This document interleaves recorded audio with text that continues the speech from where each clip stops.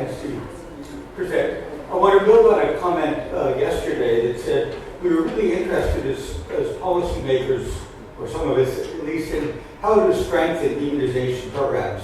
So my presentation is designed to address that question, and I've changed the subtitle to highlight that. What I'll talk about is one tool that's been used, I thank you for the plant earlier, which is results-based financing, a tool that is being adapted in many countries, and to see how it might apply to vaccination programs. So this work gained great prominence with a landmark publication by Paulin Basenga of Rwanda in the Lancet, of one of the first applications of results-based financing in a lower middle-income country. It showed that it was effective and led to substantially improved outcomes in maternal child health services. And so since then, it's been extended globally. Brandeis was invited to work with the World Bank on examining the cost effectiveness of results-based financing. My colleague Wu Zhen has worked with that, and Collins Chansa has been a colleague in that process in Zambia. So we published a toolkit or methodology for doing that, and have been applying that methodology in Zambia and Zimbabwe, and I'll show some results from that. So the broader question is results-based financing cost-effective? And then the piece I'll focus on, particularly for today, is how does that apply to vaccination? So on the left is the cover page of this toolkit, and it's been published online by the World Bank, and here's the link for it. These slides are uploaded, so you can get these slides and that linkage there. For purposes of costs, we've decided to focus on financial costs on the grounds it's a tool to try to help ministries make decisions, and the RBF is designed to improve the quality and quantity of services, but in general, health facilities don't get added resources. Specifically, they don't get added personnel, and they don't get added space, even as the volume of the services increase. So we only counted the things that are directly changed by RBF in the cost analysis. We took a health systems perspective of government and donors for effectiveness.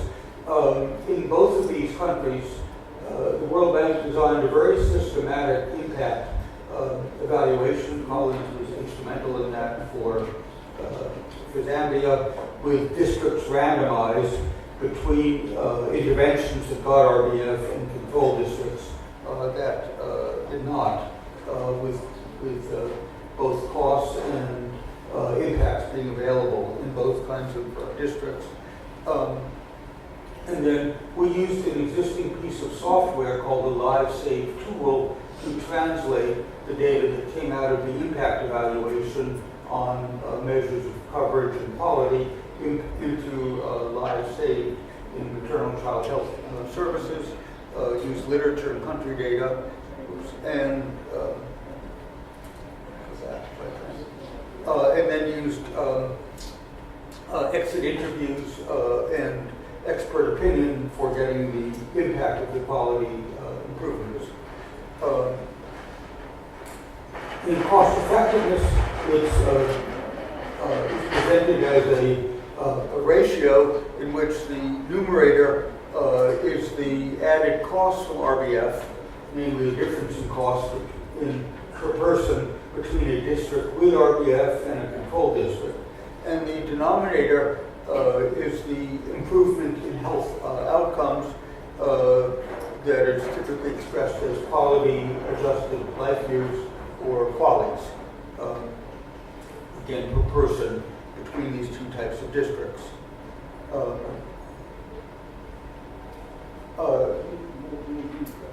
We used an expert panel, a Delphi panel, tried to look at the translation between the degree of quality that could be expressed as an index and the outcome here.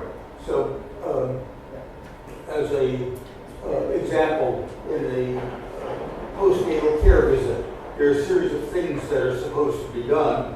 The quality could look at the extent to which those were accomplished. For example, the tetanus toxoid vaccination is one of the services, and the infrastructure, the facility would be another, what facilities it should have. And so expert opinion indicated how sensitive the outcomes were to that quality. If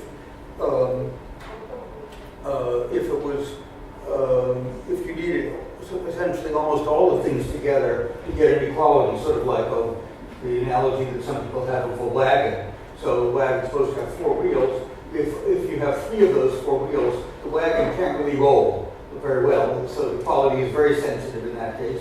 In other cases, it may be forgiven. The quality that a little bit of the services go a long way, the kind of 80-20 rule, or it could be linear. And so these are the various hypotheses. And so experts rated the different services about which one they fell into.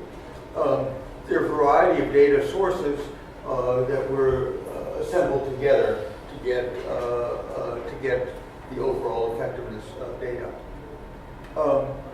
So to give some results first for Zambia, the incremental cost per capita of RBF for all of the services turned out to be $3.24. A number of services had statistically significant improvements. Deliveries, one of the most important services, institutional deliveries went up. Injectable or long-term family planning improved. Postnatal care, where vaccinations is one component. And then in this country, several types of vaccinations improved. And these are percentage point increases. Quality of care also improved. Quality of deliveries, postnatal care, vaccinations, family planning, and natal care. And combining all of those changes with the quality tool was 387 qualities per 100,000 population, and then putting those together into the RBF comes up with $837 per quality gain, which we'll interpret in a moment. Overall results in Zimbabwe, per capita cost a little bit higher, $5.71. A number of areas of change in coverage. Deliveries in health facilities, again, a very important and highly compensated indicator, improved. Some favorable trends in antenatal care, postnatal care, family planning, deliveries based on surveys. Particular question was the impact on equity, and women below median wealth had greater benefits. All of these together were 350 qualities per 100,000 population, aggregating somewhat like that of Zambia, and some quality changes. Structural and process quality measures also improved. For example, tetanus vaccinations improved with borderline significance.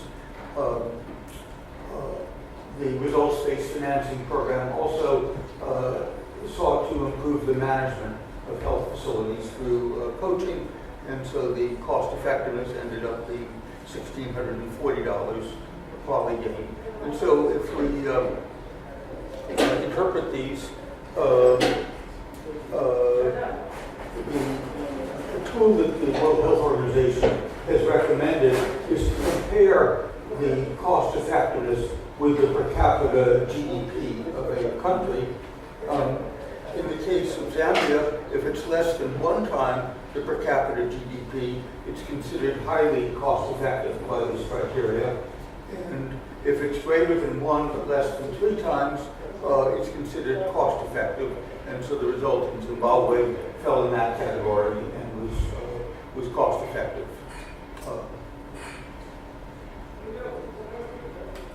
Now, if we try to take these general concepts and apply them to vaccinations,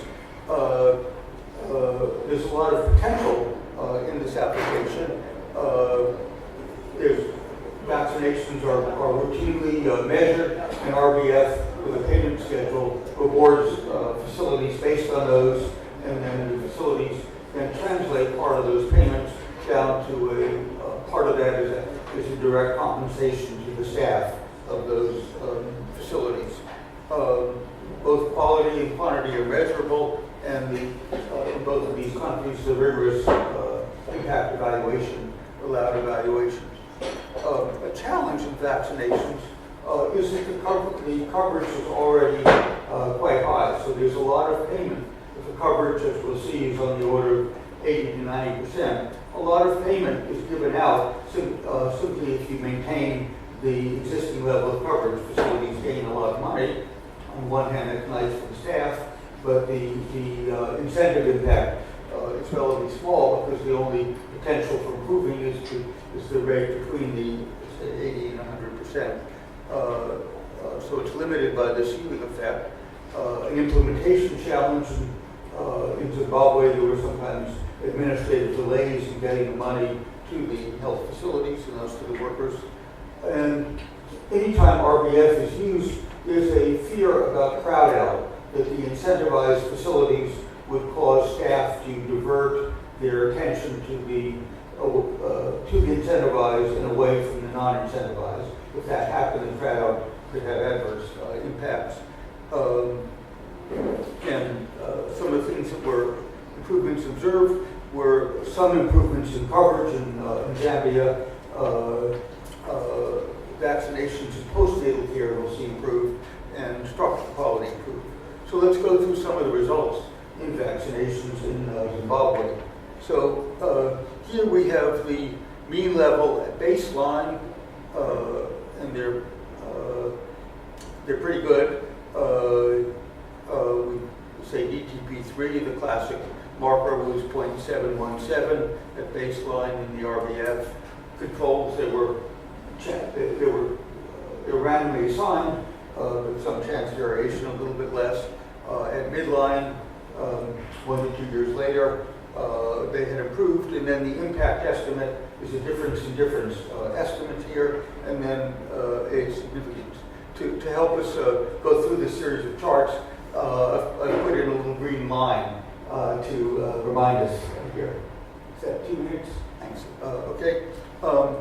So we'll go through quickly to see whether the lower economic status was benefited more.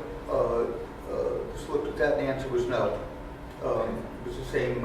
Again, the ceiling effect. There was no overall level. To look at product availability,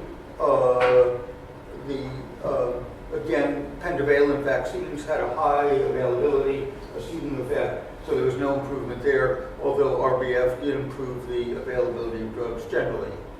On equipment availability, the added money helped, and the availability of refrigerators improved significantly. Process quality.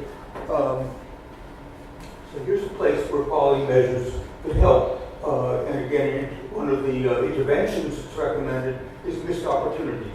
Anytime a child comes in to see if the vaccination is needed, and if so, to flag it and deliver it, and that improves significantly.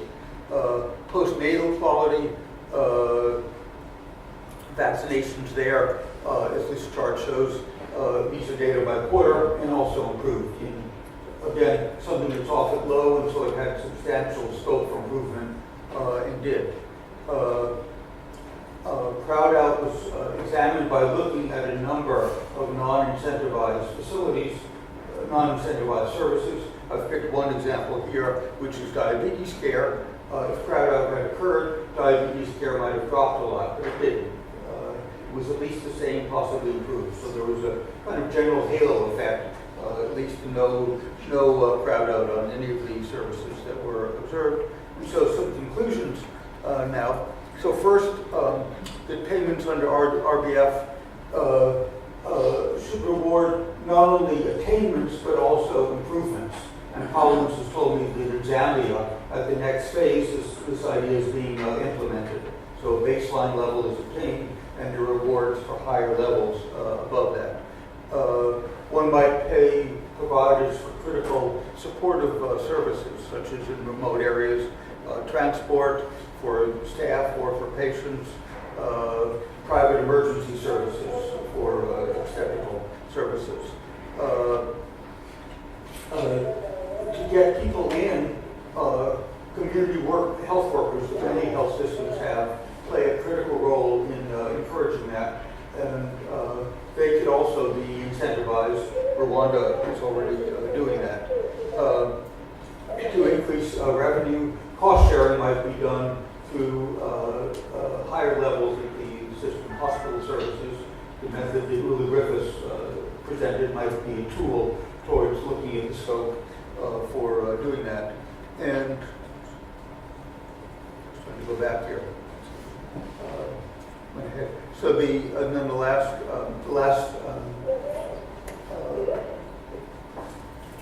one last point on the experimental designs for experimental design. Oh yeah, thanks so much. So to think about particular interventions like this one, the RBF, but others such as missed opportunities, thinking how to do outreach services, campaigns, other things, to do those with an experimental design, either a natural experiment or a deliberate experiment. This was done with RBF, and designing a data collection system specifically around each arm of that trial to get data about the value and the cost of those steps. So I'll conclude by thanking the financial sponsor of this work, the World Bank, and then colleagues at many of the sites involved in this